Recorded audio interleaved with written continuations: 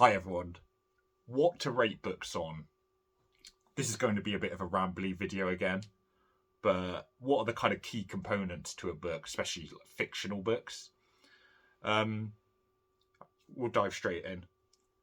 The first point, story, plot and pacing. So obviously, is the actual story itself interesting or is it mundane? Have we already seen it before? Does the plot kind of keep you interested? And pacing is very important in a book, especially if you're reading a genre that you're not accustomed to, because you're going to lose interest if the pace is off, if it just meanders for ages and nothing really happens. There needs to be a good blend of action and story progression and exposition too. And does it work as a cohesive story? So, you'll kind of see writers, not just in books, but in other media. Like, you think of the TV series Lost, it kind of felt like they didn't really know where they were going with it. And it kind of meandered. And obviously the Game of Thrones ending, which a lot of people don't like to talk about. Sometimes you can get a sense when the writer, in a book in a similar vein to those TV shows, when the writer doesn't know where they're taking the story and it kind of meanders. Ironically, that's what I'm doing in this video. Number 2, setting, imagery and action. So where's the actual book set? Does it bring that setting to life, especially if it's a fictional one? If it's like a fantasy world, you don't want it to just be bland. You don't want it to... Sometimes, often in a fantasy or sci-fi world, they'll kind of just copy Earth, and it can be effective because they're trying to give a point of reference, for you and I.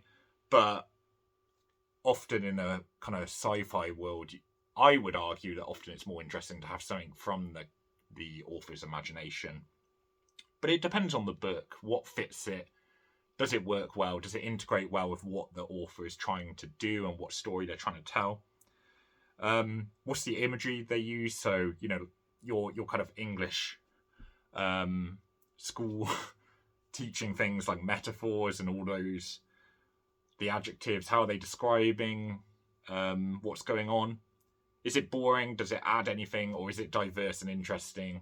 And I think when you read a lot of books, you can kind of really pick out the diamonds in the rough. You can kind of see when the imagery is good, and especially a lot of these like fictional sci-fi fantasy books, it's pretty easy to tell when you've read quite a few of them. You can kind of see if an author is effective at imagery or not. And action is really important. You can also think of what we just talked about, imagery, like the exaggeration and the hyperbole. How is the action? Does it kind of feel exaggerated too? Or is that actually what the book's kind of going for? And does it kind of convey that effectively? Because action can be done in quite a few different ways, and I think this sometimes gets overlooked by reviewers. Action can kind of feel actually rushed.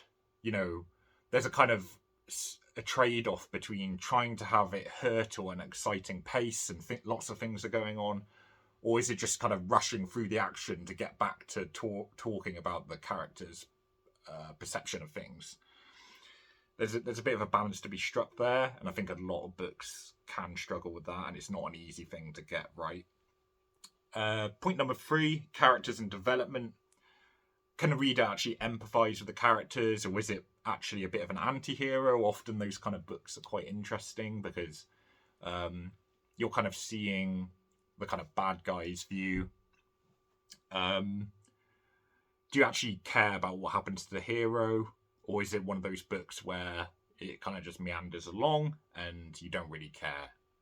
You couldn't care less whether they get eaten or something. What actual influence do other characters have as well? So there's quite an interesting book, Donald Miller's Storybrand, I think, where he talks about the kind of side characters. There's always like a hero. He kind of uses Star Wars as the archetype for every kind of marketing company should, or marketer should read that book, because it actually talks about how to make a story and what are like the integral components. side characters are really important for that, because there's always someone helping the hero along, else he or she probably would have just done it themselves in terms of what they have to achieve. So those side characters are really important. I think the development is obviously the key one in fiction books. Sometimes characters have no development. I mean, there's one book I just read, I've just finished a review for it, where there's not really any character development, and you kind of sort of left wondering why. There's not, the book kind of just continues to make the same point again and again, and by the end you're kind of like, well, why was there no progression? Because I think readers can pick that out, especially if you read a lot, and that's kind of what you want to see. You see the demonstration of the point or purpose, and then how the character is changed by what's going on. So point 4, readability, and I've actually written here not legibility or clarity, but more in terms of vocabulary and whether it has subject matter that someone not well versed in the setting would understand. I'm kind of thinking about Warhammer 40,000 here in particular, because there's a lot of terminology and jargon and terms unique to the universe that people wouldn't necessarily know. So how does it rate for readability? Is it that anyone could just pick it up and understand what the hell was going on, or is there going to be a bit of difficulty there? Point 5, we're coming to the end. Originality and whether it is worth your time. So this is kind of a key one, really. How unique is the book? Does it do anything different? Does it stand out? You know, there's so many books published now, particularly for fiction. Why read this one that we're reviewing? You know, is the world only capable of being thought up by Tolkien? Or is it, you know, a book that's another kind of dark fantasy clone of Twilight? You know, there's obviously a market for those books, and that's great, and, you know, people should read what they want, but is it a book that stands out and stands on its own merit, or is it just trying to ride on the coattails of another book? You know, because why not just read Twilight if that's what you're looking for? I mean, maybe the thing is, there is a bit of a balance here as well, because if you've read all the Twilight books and you love it and you just want the same thing, really, but more books of that type, then fine. But it's not going to score well on this criterion, because I'm looking for books that stand out, usually. And number 6 is kind of, it's not really its own point, but final score. So it's really like, I'll kind of, at the end, I'll give like 2 lines, really brief summary of why I've rated it what it is, and a score out of 10.